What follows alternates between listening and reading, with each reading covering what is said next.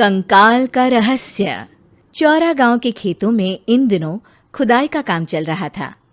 असल में इसी गांव से होकर एक अच्छी सड़क गुजरनी थी, इसलिए यहां खुदाई शुरू की गई थी। अचानक एक दिन खुदाई करने वाली मशीन से कुछ टकराता है। बाद में जब खोजबीन की जाती है तो वहां से 2 कंकाल मिलते हैं। पुलिस गांव के लोगों से पूछताछ शुरू करती है। आप लोगों को क्या लगता है ये किसके कंकाल हो सकते हैं? अरे साहब, हमें क्या पता ये किसके कंकाल है, आप ही लोग पता लगाइए। हम लोग तो बहुत ज़्यादा डरे हुए हैं। हाँ, हमारी फॉरेंसिक टीम अभी आ रही है। ये बताओ कि इस गांव के रहने वाला कोई जोड़ा गायब तो नहीं ना? क्योंकि शुरुआती जांच में तो ये बात सामने आ रही है कि एक कंकाल किसी पुरुष का है तो एक किसी महिला का। साहब, हमें तो बहुत डर लग रहा है। ऐसे कंकाल मिलने का मतलब गांव के आसपास ही किसी की हत्या हुई है या फिर किसी को जलाकर मार डाला गया है। हाँ साहब, हम अपने परिवार को लेकर बहुत ही ज्यादा परेशान हैं। देखिए, आप लोगों की परेशानी हम समझ सकते हैं, लेकिन आप लोगों को पुलिस का सहयोग करना होगा, क्योंकि आपके सहयोग के बगैर हम ये पता नहीं लगा सकते हैं कि आखिर ये किसके कंकाल है और इनकी हत्या किसने की। ठीक है साहब, गांव के लोग आपका पूरा सहयोग करेंगे। हाँ साहब, पूरा सहयोग करेंगे। तो फिर ठीक है, हम अपनी जांच शुरू कर देते हैं। कुछ दिन बाद जांच रिपोर्ट आ जाती है। पता चलता है कि ये कंकाल करीब 20 साल पुराने हैं, यानी 20 साल पहले किसी जोड़े की हत्या कर शव को यहाँ पर दबा दिया गया था। इंस्पेक्टर राघव, ये बताओ कि 20 साल पहले की मर्डर मिस्ट्री क्या अब सुलझ सकती है? हाँ सर, क्यों नहीं। लेकिन अब सबूत और गवाह काफी मिट गए होंगे। मुश्किल तो होगी, लेकिन शायद किसी परिवार को इंसाफ मिल सके। इंस्पेक्टर राघव, आप बिल्कुल सही कह रहे हैं। किसी परिवार को तो इंसाफ मिलेगा ही, और किसी को उसके किए की सजा भी मिलेगी। जी सर, मैंने तो जांच शुरू भी कर दी है। 20 साल पहले इस गांव के 2 जोड़े अचानक कहीं गायब हो गए थे। मैंने दोनों ही परिवारों के बाकी के सदस्यों से बातचीत शुरू की तो उन्होंने बताया कि उनके बच्चे शहर गए थे, लेकिन आज तक वापस नहीं लौटे हैं। लेकिन ये दोनों शव किस परिवार के सदस्यों के हैं, ये कैसे पता चल सकेगा? सर, मैंने डीएनए टेस्ट करवा लिया है। आज शाम तक इसकी रिपोर्ट भी आ जाएगी। अच्छा, ठीक है। उसी शाम को सर, डीएनए रिपोर्ट के मुताबिक ये दोनों ही लाशें चौरा गांव के रहने वाले प्रधान सुल्तान सिंह के बेटे और बहू की है। लेकिन इनकी हत्याएं किसने की है, ये कैसे पता लगेगा? इसी का तो पता लगाने की कोशिश में जुटा हूं सर। आज सुल्तान सिंह से मिलने भी जा रहा हूं। मेरा बेटा और बहू तो मेरे लिए सिर्फ यादों में ही रह गए थे। हमें उनकी लाशें तक नहीं मिल सकी थी। आज 20 साल बाद उनके कंकाल मिले हैं। मैं अब किसके लिए जीऊं?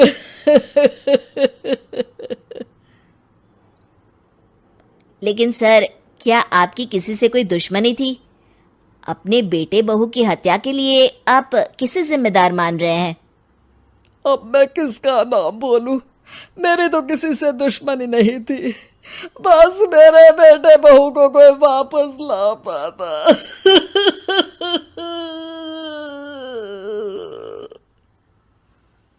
इसके बाद सुल्तान सिंह फूट फूट कर रोना शुरू कर देते हैं। सर, अब आप इनका अंतिम संस्कार करवा सकते हैं। कम से कम इनका शरीर ना सही, इनका कंकाल तो आपको मिला है। लेकिन हाँ, अगर आपको कुछ भी याद आए तो जरूर बताइएगा। मेरी तो बेटा अब उम्र हो गई है, लेकिन मेरे बेटे और बहू के हत्यारों का जरूर पता लगाइएगा, क्योंकि जब तक हत्यारे पकड़े नहीं जाएंगे मेरा मन नहीं मानेगा। सर, हमारी पूरी कोशिश रहेगी हत्यारे को पकड़ने की। लेकिन एक बात बताइए, उस वक्त आपको किस पर शक गया था? उस वक्त मेरे एक ड्राइवर को पकड़ा गया था, लेकिन सबूतों के अभाव में उसे छोड़ दिया गया था। अच्छा, और ड्राइवर पर कैसे शक हुआ था? क्योंकि उस दिन ड्राइवर छुट्टी पर था। उस समय लेकिन लाश क्यों नहीं मिल सकी थी? उस वक्त पुलिस ने बहुत कोशिश की थी, लेकिन दोनों की डेड बॉडी नहीं मिल सकी थी। ठीक है, हमारी तफ्तीश चल रही है, मैं फिर आऊंगा। इसके बाद इंस्पेक्टर वहां से चला जाता है और सुल्तान सिंह अपने बेटे और बहू की याद में खो जाते हैं। कुछ दिन बाद सुल्तान सर, एक बात बताइए, जब आपके बेटे बहू की हत्या हुई थी, उसी के आसपास आपके ही गांव का रहने वाला एक और जोड़ा उसी वक्त गायब हो गया था ना? हाँ सर, अलका और अभिषेक, वो भी मेरे बच्चों जैसे ही थे। तो फिर वो कहाँ है? उनका भी आज तक पता नहीं चल सका, लेकिन बताते हैं कि कुछ साल पहले अभिषेक को गांव के ही किसी आदमी ने मुंबई में देखा था, लेकिन फिर वो गायब हो गया। यानी अभिषेक और अलका की हत्या नहीं हुई थी, बल्कि उन्होंने किसी वजह से खुद ही गांव छोड़ दिया था। हाँ, हो सकता है, क्योंकि अभिषेक मेरे बेटे संतोष का अच्छा दोस्त था और उसका मेरे घर भी आना जाना लगा रहता था। हो सकता है कि उसने मेरे बेटे और बहू के बारे में सुन लिया हो और ये गांव छोड़ दिया हो सकता है। उनके परिवार का कोई अब नहीं रहता क्या इस गांव में?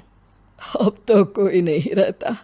एक चाचा थे, लेकिन उन्होंने भी अपना पुश्तैनी मकान बेच दिया है। वो भी अब कहीं शहर में ही बस गए हैं।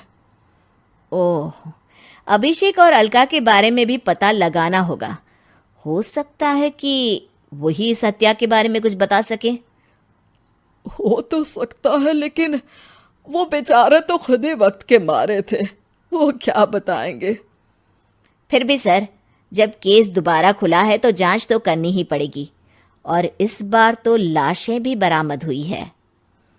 कुछ दिन तक लगातार तफ्तीश चलती रही। एक दिन थाने से सुल्तान सिंह को फोन आता है। हाँ, कौन बोल रहा है? सर, मैं कांस्टेबल तुलाराम बोल रहा हूँ थाने से। आपको थाने आना पड़ेगा। थाने? लेकिन क्यों? सर, किसी की पहचान करवानी है। अच्छा ठीक है, मैं दोपहर तक पहुंचता हूँ। सुल्तान सिंह दोपहर में थाने पहुंचता है। कई पुलिस के अधिकारी वहां मौजूद रहते हैं। सर, आपके बेटे की हत्या का रहस्य आज शायद सुलझ जाए। अच्छा इंस्पेक्टर राघव, पर वो कैसे? सर, उस आदमी को देखिए, क्या वही अभिषेक है? सुल्तान सिंह की आंखों में हैरानी से आंसू आ जाते हैं। हाँ सर, यही अभिषेक है। ये आपको कहाँ से मिला? सिर्फ अभिषेक ही नहीं, बल्कि इसकी पत्नी अलका भी इसके साथ है। मैडम, जरा अभिषेक की पत्नी को लाइए। जैसे ही अलका को पेश किया जाता है, सुल्तान सिंह जमीन पर गिर जाते हैं।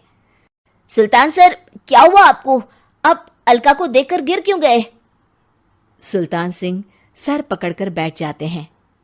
ये अलका नहीं, बल्कि ये तो मेरी बहू रितु है।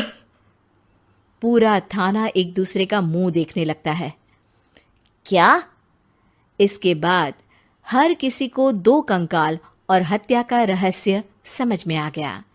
अभिषेक और रितु ने मिलकर संतोष और अलका की हत्या की थी और लाश को जमीन के नीचे दबा दिया था।